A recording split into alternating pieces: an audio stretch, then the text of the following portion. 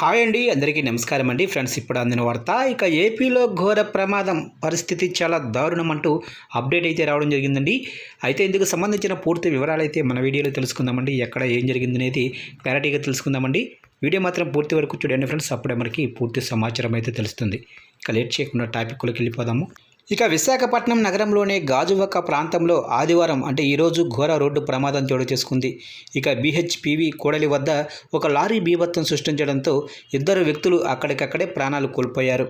ఇక ఈ ఘటనలో 2 కార్లు 3 ద్విచక్ర వాహనాలు నుజ్జునుజ్జయ్యాయి. ఇక పోలీసులు తెలిపిన వివరాల ప్రకారం బీహెచ్పీవీ జంక్షన్ వద్ద సిగ్నల్ పడడంతో వాహనాలన్నీ రహదారిపై వరుసగా ఆగి ఉన్నాయి.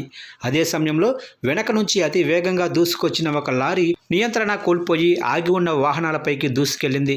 ఈ దాటికి 2 కార్లు 3 బైకులు తీవ్రంగా ధ్వంసమయ్యాయి.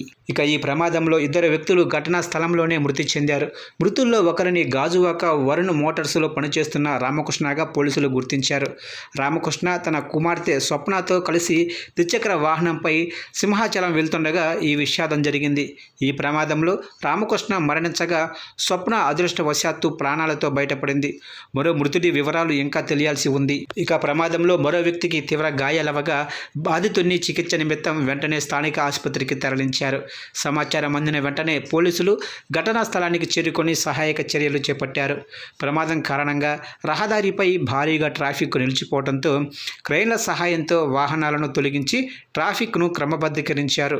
ఇక అతివేగమే ఈ ఘోర ప్రమాదానికి గల కారణమని ప్రాథమికంగా నిర్ధారించిన పోలీసులు కేసు నమోదు చేసుకొని దర్యాప్తు చేస్తున్నారు.